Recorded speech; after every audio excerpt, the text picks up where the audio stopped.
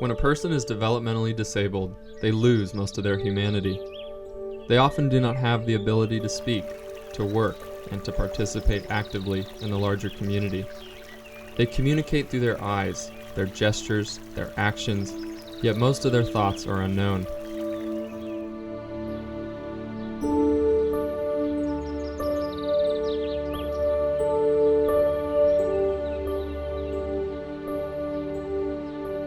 What does it mean to be human?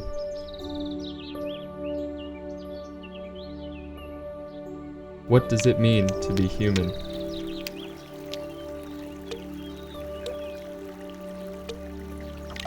In 1883, the first activists for the care of the mentally deficient in California started a campaign with the idea that every person is human. They dared to dream of a center where the mentally disabled could experience living full and rich lives. I became Buck's PM group leader, and after I'd been with him maybe 3 to 4 months, we became quite bonded, and he allowed me to have a lot of influence in his life, unlike a lot of other people. But so we formed a special bond, and I worked with him for 15 years, and then when I retired 17 years ago, I became his advocate, and that was just a kind of an informal thing. And I got paid a little bit for the hours that I spent with him. But after about, 3 or 4 years of doing that, they said I could no longer take him in my car because of their liabilities or whatever, said, well, then I'm not going to be his advocate anymore. I had always wanted to become his conservator because I knew eventually he'd need somebody to represent him in his old age. So the doctor on Malone, Dr. French, she knew me and she knew Buck, of course, and she knew our story together, that we were very close. And so she suggested to the Parent Hospital Association that they call me and see if I was still interested in being Buck's conservator. And of course I was. So I see him a couple of times a month usually, and I take him out and I keep track of what's going on with him. And when he has surgery, I usually go with him, and we're close, and he allows me still to be a big influence in his life. By 1891, several sites around the Bay Area were occupied. Vallejo, then Alameda, then Santa Clara as the resident population grew. 148 young children were brought here in 1891 to a high of 4,000 residents of varying disabilities at its peak. In 1889, the California State Legislature was persuaded to donate public funds in a permanent site in Glen Ellen. This is the present-day Sonoma Developmental Center. This 1,670-acre parcel was bought from ex-Senator William McPherson Hill for $51,000. Yet the center has not been without its controversies, and a cemetery with unmarked graves bears witness to the past history of medical care, which was at best experimental and at worst deadly to some of the residents. In 1977, the Lanternman Act was passed in order to ensure that persons with disabilities have the rights to services that supports them in living independent and normal lives. I raised Dan at home, and when I got divorced and he was a teenager, he got mental illness. And so I wasn't able to handle him anymore. And at that point, he was placed in a community setting, but he didn't make it there. And that's when he first went to a developmental center. He went to Agnews. Dan's been in 4, okay? Fairview, Agnews, Camarillo, and finally Sonoma Developmental Center. And I used to go see him in Camarillo, and he would be in 4-point restraints. He has never been restrained here. In the years that he's been here, in the 18 years he's been here, not once. And he's had a couple of instances where his mental illness escalated, but they found other ways of dealing with it other than to put him in restraints. But I think the other difference is that this facility uses the grounds, the beautiful setting, to help clients like him manage. He's able to walk here independently. And I think also it's very supported by the local community. So it has this connection with the land, with the community, with the staff and the residents. And somehow it's a very healing thing. It's made it a unique community here. He has a program that he follows every day. So every day he goes to work, and then he has lunch, and he goes home after his job, and then in the afternoon he walks to the trust office and takes a slip and cashes it, and then he's able to walk to the store and buy himself a treat. Now, if he's been very, very problematic at work, sometimes he's restricted from this special privilege. On Saturdays, they have what they call Starbucks, and they go over and the clients in his residence get to pick treats that they want, and it's called Starbucks, and they look forward to that a great deal. And then on Sunday, he goes to church, and church has become very meaningful to him. And that was a big surprise to me, because I decided to put him in church because the weekends have a lot of downtime. They're not as structured. There aren't as many activities sometimes. And so I thought, well, he goes to church, it's something to do, you know? But it became very meaningful for him in a very spiritual way. And so I have worked with some of the other family members to try and take some of that into the community, because I don't think it would be meaningful for him to go to a regular church service. The services here are adapted to the clients. I'm Brian Farrell, and my sister Susan moved here in 1958. I was 5, but I do remember the day that Susan came to live here, and I remember that it was a hard day, and after we left her here, no one said anything, and we drove to an aunt and uncle's house in Berkeley, my great aunt and uncle, because they had a loud Irish Catholic family where there were lots of arguments and lots of laughter, and everybody was welcomed there any time they arrived at their house. And I don't remember any conversation about my sister that day, but I look back and I think it was a very good place for us to go after separating from Susan, and so those are my general memories of that day, just that it was a very hard, sad day.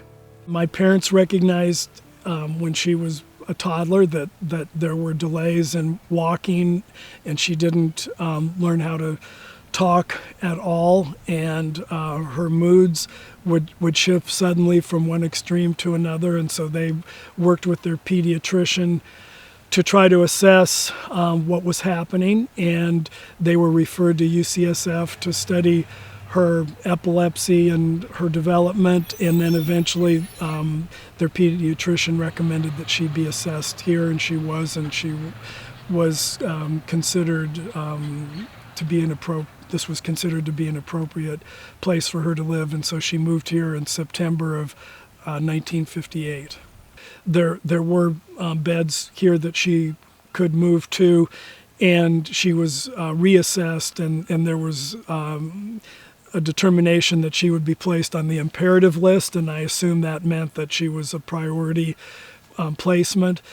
And there was some attempt to assess her IQ and her general medical condition, because she couldn't participate in a test by answering questions or responding. I think the estimate of her IQ was largely a guess, but her ability to walk was limited. She's not steady on her feet, and still to this day, one doctor thought she had a mild form of cerebral palsy. She did have epilepsy, as I mentioned, that was well controlled by medication, but she had a profound intellectual disability and what was later recognized as severe autism. At the time of admission, there was no test for that, and it wasn't recognized within the medical community as a diagnosis. Now we know she has the most severe autism. First, through elementary school, it seemed that we came here most weekends and would go out for a ride with Susan and go into Sonoma and get an ice cream and feed the ducks in the pond in the plaza. And overall in Sonoma then I felt that there wasn't a lot of gawking or uneasiness about having someone in a business or in the park with a severe developmental disability, and the developmental center then may have had 2,000 residents. I don't remember exactly, but it was very, very large. So it was common for residents here at the developmental center to be in downtown Sonoma. My dad would always sing songs to Susan, and she'd sit on his lap. And we did less of that as we got into junior high and high school and were busier with school activities and sports. But my dad became more and more involved as a leader in the movement to improve services for all people with disabilities, not just the residents here at the developmental center. In the 1960s, he was on the board of trustees here, and when Governor Reagan started slashing the budget for residents at centers for people with developmental disabilities and mental illness, my dad resigned to protest the cuts, and he received death threats from supporters of Governor Reagan's plan, and that motivated my dad to become much more involved, and he became a national leader in a number of different groups, including the President's Committee on Mental Retardation, the National Barrier Awareness Foundation, and other groups, and that carried on through his entire life into his 80s.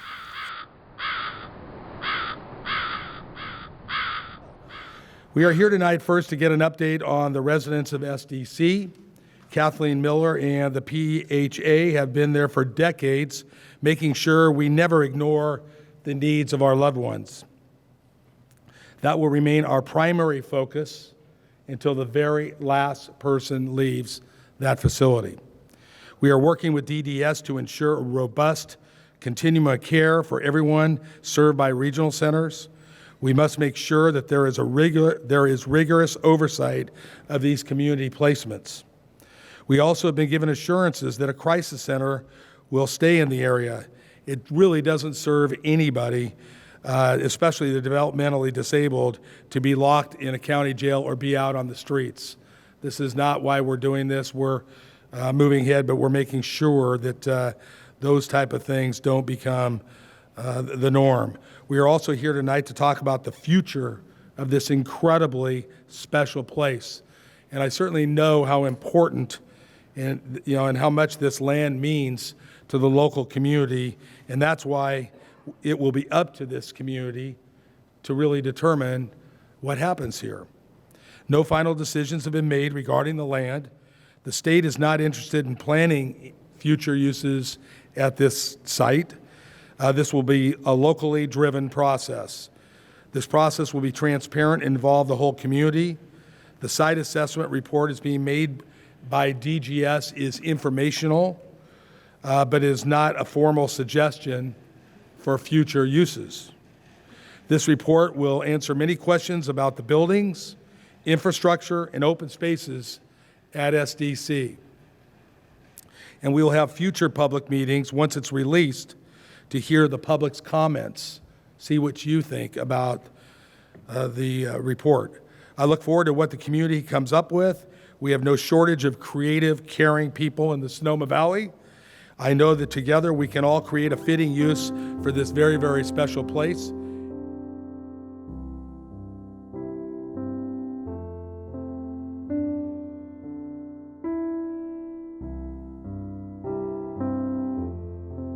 Had a normal infancy up until about 9 months of age, when she suffered a near catastrophic illness, and which left her this way. It was a viral infection that affected her brain. She went into a series of seizures, grand mal seizures, and she seized for 4 or 5 days uninterrupted. This was at Children's Hospital in Oakland, and when The seizing stopped. She was a different child. We lived in Orinda at the time, and they suggested, the hospital suggested post-care that she be admitted to the development center. It was called Sonoma State Hospital at the time. And they said that they would give her the best care there was. Well, when we presented at the development center, they said she wasn't a good candidate. She was too healthy. She should be managed on the outside. She was kind of in and out of about 4 foster home settings. By the time she reached about 15, she really wasn't managed well in these homes.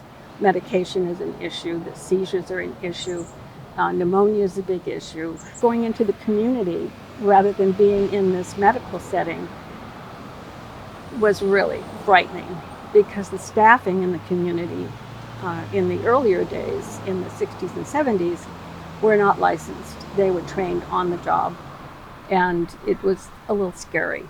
So she came here in, I think, around 83, 84. I can't tell you exactly, but about that time. And did very, very well. I mean, she was taken care of perfectly. My sister's name is Susan Louise Bettis, and we call her Susie. And she's 4 years younger than me. Susie was born with lots of problems. She had cataracts in her eyes. She had to have surgery as an infant. And then my parents noticed developmentally that she wasn't progressing. Work on developmentally disabled at that time was very minimal. There wasn't a lot of knowledge about developmental illnesses. And as she grew up, as she got older, she started having seizures. And we weren't sure. We don't know what caused her illness. It could have been it could have been genetic, but it also could have been caused by an accident my mom had when she was pregnant, when she was in her first trimester. So there's lots of theories of why Susie is the way she is. And my mom would tell us Susie is mentally retarded. And I would go with my mom when we went to UC Medical Center, and it was very stressful. I would see my mom under a lot of stress, and my parents under a lot of stress, talking to each other about it, and sort of not knowing how to take care of her as she got bigger and stronger, not knowing what they could do for her. Susie, she couldn't see well, but she liked the light, she liked to run around, and sometimes she would fall down or, hurt herself, and it was just really hard for them to know what to do. So my mom had a child after Susie. My mother had my sister Nancy when Susie was 2 years old. And my sister Nancy would mimic what Susie did. When Susie would rock back and forth, Nancy would sit next to her and rock back and forth. And it started freaking my mom out. And so the doctor that was kind of overseeing both of my sisters made the recommendation to my mom that my sister needed to go and live somewhere else, live in an institution. And my mom started realizing, if Nancy's going to be okay, if we're going to working on Nancy, we can't do both. And so they made the decision to bring her here. And it was really hard. It was hard for my parents to let her go and to kind of turn her over. I just remember it being a really hard, difficult day for all of us to just leave her. It was called Sonoma State Hospital at the time we brought her. And the type of care that she got changed over time. But we did notice that she learned a lot of things here that my mom feels like she couldn't have taught her at home. She learned to go to the bathroom. You know, she learned to feed herself. There were other kids her age here, and it just seemed to be a place where she could progress. And it was such a beautiful place. I mean, she loved being outside, and she'd look at the leaves and put them against the sun, and because she can't see clearly, but she could see light and dark, and so she would love to do that. She loved the sun, and it was always sunny and beautiful here.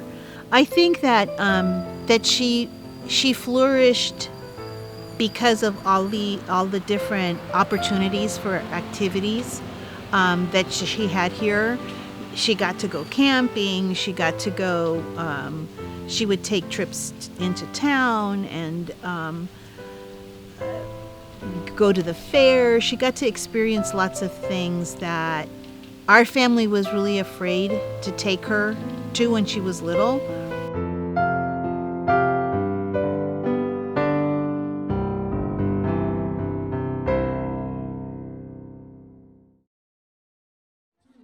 What does it mean to be human in a community that has come together and has now unraveled due to the changes in the medical community? The Sonoma Developmental Center has come a long way from its origins and had in effect become a sanctuary and true community for developmentally disabled persons who had failed to be successful in all other centers.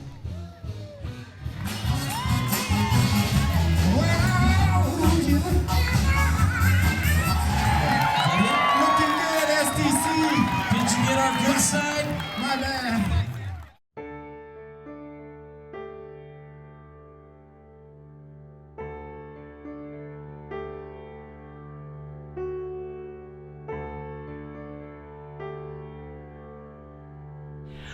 With the announced closure of the developmental center, we quickly realized that we needed to work double time to figure out what our next steps were in the process. And so we spent a year working on a model of service delivery that could happen here after the closure, the official closure of the developmental center. And we worked along with the health services department, but that idea, that vision, that dream never quite materialized. The state was pretty adamant that the center would be shut down and there would no longer be a state caretaking function here at the center. So now we are in the process of talking about the future of the land. This is a really important conversation. As you know, I've worked with some amazing people on the SDC leadership team and coalition, along with Richard Dale of the Sonoma Ecology Center, John McCall from the Sonoma Land Trust, Kathleen Miller from the Parent Hospital Association, and always meeting with the Sonoma Mountain Preservation Group, who helped us start the coalition, a number of different county departments. We have been meeting for 5 years, totally engaged in this process. We know that this is probably the most important decision facing Sonoma Valley, and it's certainly one of the most important decisions facing the county as well. We were hoping against hope that we wouldn't be here tonight having this conversation about what a warm closure looks like, and having a conversation about how our residents are faring as they are placed into the community.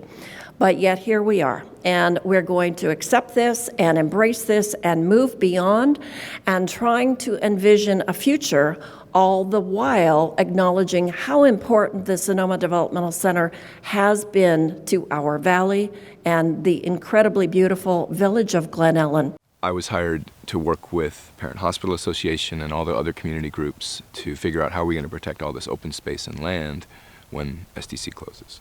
Kathleen Miller and many of the members of PHA, we decided early on that we were going to always talk about the land and the people, that those two go together. They've always gone together here.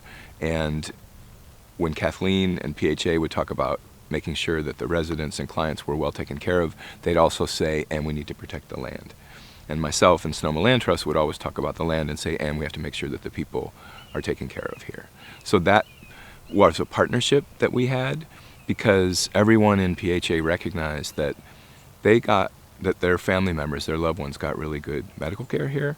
But another advantage of the developmental center was all this open space land. So clients could go for walks. Everyone feels more relaxed and better when you get outdoors. And that's also true for all the people that lived at SDC. So for someone with a mood disorder, somebody who needs to move a lot, being able to hike and walk here was one of the huge advantages of SDC.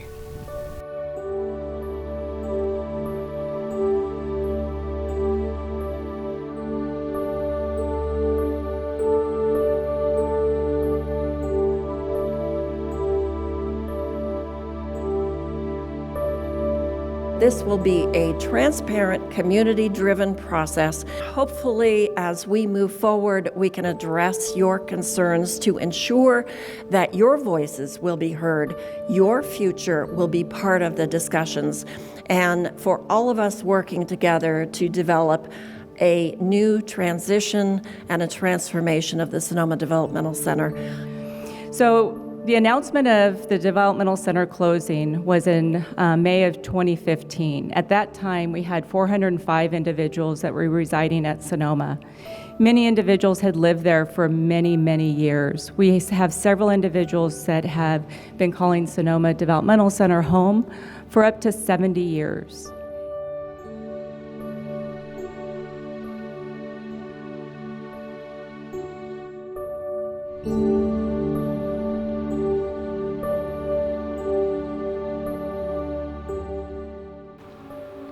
The other really important part of this process is making sure that we have the housing available for SDC residents. So we've been working with the Department of Developmental Services to make sure that we have the housing and the services that are connected to each of these homes to ensure success of SDC residents in the community. These residents are among the most medically fragile in our system, and that is why it's been such a priority for mine to make sure that we have the services in the community so that these residents can thrive now and well into the future. So many times we've seen closures that the residents haven't been put first. But I'll say from the very beginning, this process has been different. Number one, never before in state history have we been able to secure enough funds to be able to open up a specialty medical hub for those neighbors who are developmentally disabled. The millions that were secured from the state of California not only will open up the first of its kind specialty medical hub that will deliver medical services, mental health services, as well as dentistry for the thousands of SDC residents, but it will provide them with a medical home. This was never done. This has never been done in state history. We've kind of come down to a core group of fairly difficult people. It's about 100 people now, and talking from 2,000 or 3,000 people, 30 years ago, you're distilling down to a unique group. There's medical people, but they have invented or created these very intensive medical nursing kind of group homes where everyone has their own room, they have a nurse there every day, and they have been acceptable, and a lot of people have done very well in those. And they seem to be doing well. It's just that they cost a lot of money and they have to be rehabbed before the people can get into them. And so you have a group of people here that are waiting actually to develop a home that's exactly for them, for their medical needs, and then rehabbed to fit their needs. Things like they have a way to convey the person in a swing, from the bathroom to their bedroom to the dining room. They have, like I said, nurses and all sorts of things able to be done there. Transition is always difficult. We have been able to keep people alive, though at Sonoma, when I was the head of QA, we had a mortality rate of about 2 people a month. So when you have an elderly population who have multiple disabilities and multiple illnesses, you do have a mortality rate. I think the great part of Sonoma was we had a mortality review where we evaluated every aspect of the death, and we're able to use that then for training and for good purposes. What I find is very difficult is a person dies in the community. The idea of a mortality review that will then be used for the betterment of services and the training and treatment of people with special needs, I don't see that being supported as well as it needs to be for this population. So I'm concerned about it. I don't know that that's necessarily going to happen, but I would be extremely concerned. I think there is an awareness. I think there needs to be a hyper awareness on the needs of the people before they leave. And then you have the other section of people that are, and those include elderly and senior people who have medical problems. Then you have a section of the population that is mentally challenged and behaviorally challenged. And those are people who are quite serious in their challenges. And so they have not been able to come up with homes that are specifically developed for the challenges that they may need to consider. A lot of people are going into supported living, so they have one-to-ones and they have special needs developed that way. Some have behaviorally enhanced homes, which haven't been around long enough to really know if they're working or not. They have some crisis homes, but the idea of a crisis home, every time they've been used in California, they actually go out, build a crisis home, they fill it, and then they never leave because they need enhanced behavioral skills. And so it's not a crisis home anymore, it's a long-term living home. So that whole need to be vacant for people who have problems has not been designed or well conceived of or solved by the department. There has been a movement to set up 3 state-run crisis facilities, and I see that as a potential for kind of a last resort facility. The courts have always used the DCs as the last resort for people. If there's no other place less restrictive, then they had to come to the developmental center. And again, when we close the developmental centers, the idea of a last resort facility, the idea of where does a person go, is really foremost on my mind for this unique population. Because generally speaking, the safety net in America for mentally ill is prison and jail. So that's not a good solution. And we're very concerned that may become the same option for developmentally disabled people. If the state-run crisis facilities are able to handle that need, that would be great. I don't think that's enough.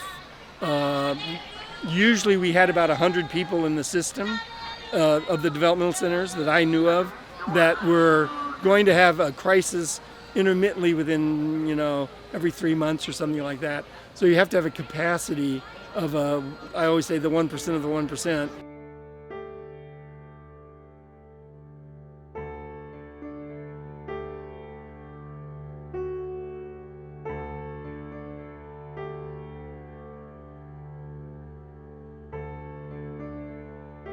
They looked at this and said, well, the institutions, are not the place for the individuals to be. They need to be in the community. And when this whole thing started, I thought, this is a community. This is a village. This is, again, a safe, secure place where people take care of them.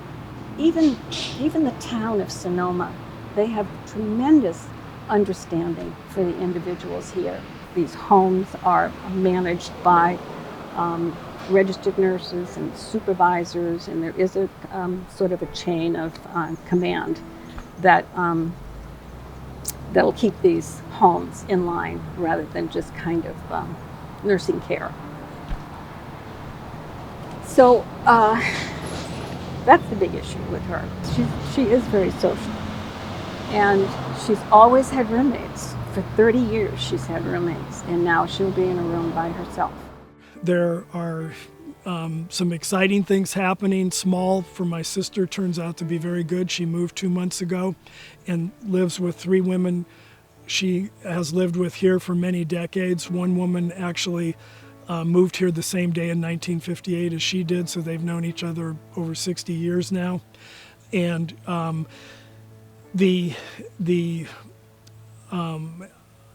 she doesn't have the same high-quality integrated and coordinated medical, dental, and mental health care that she had here, but she does have good quality medical, dental, and mental health services. She has some of the same people involved in her care who worked here with her, and we're very grateful for that. Her psychologist, a psych tech, the day program coordinator, among others, are involved in her care many hours each week, and she needs stability. That's part of her autism, that she doesn't adapt to change, and she's inflexible just because of her autism, not because of her age. And so that's been comforting to her and to her family as she's gone through this transition.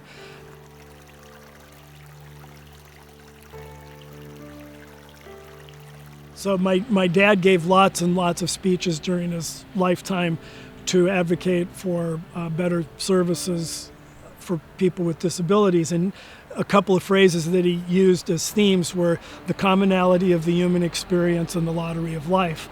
And he would ask everybody in the audience who got to choose the color of their skin, their height, their IQ, the wealth of their parents, how handsome they were or were not, or whatever, to stand up. And of course, we all share our inability to, or whether we're healthy or disabled or all those things. And that was the point of it, was the reminder that we have much more in common than what separates us, and at any one moment we could have a stroke or auto accident, or a close family member or friend could, and be just like the people who lived here. And that we need to remind ourselves of that we are all connected, and that we do share the capacity to kind of celebrate or enjoy being together, or to be sad and experience loss, no matter what our IQ is. We share those things in common, and we all share the awe of nature and many, many, many things. And those who can hear share the love of music, and regardless of IQs.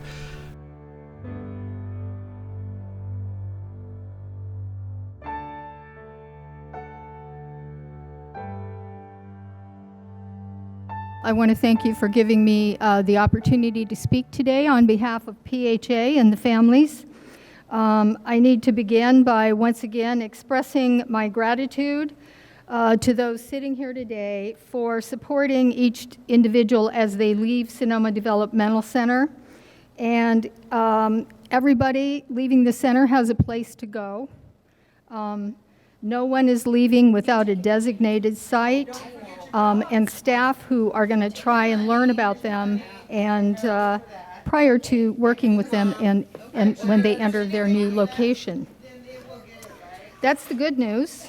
Also good news is the Santa Rosa Clinic, which has a disabled population as one of its areas of specialty care.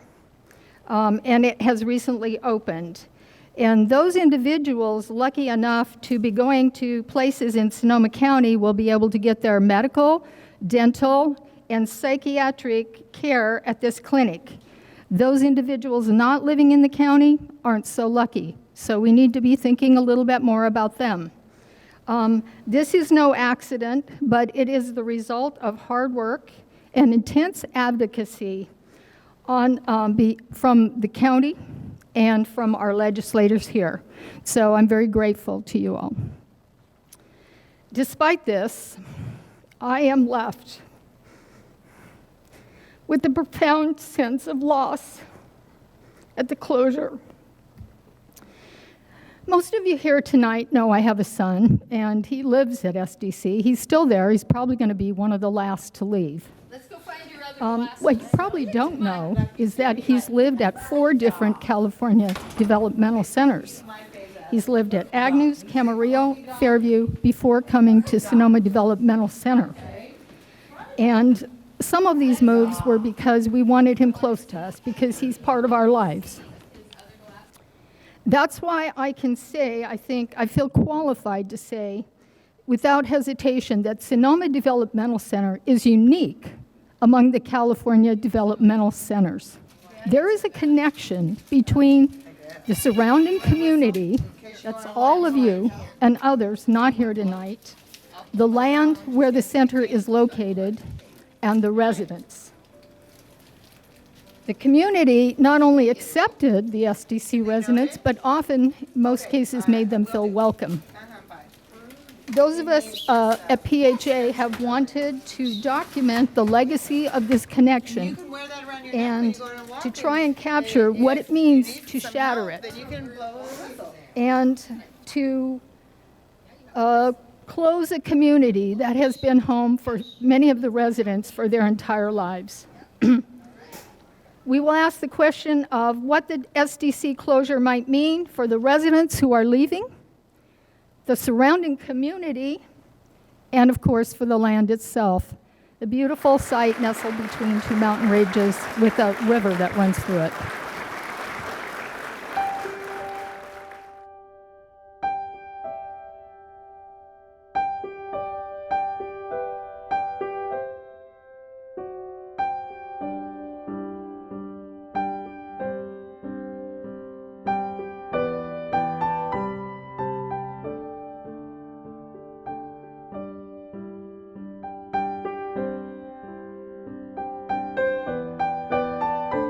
These smaller residential homes will not have all of the amenities that the Sonoma Developmental Center has had.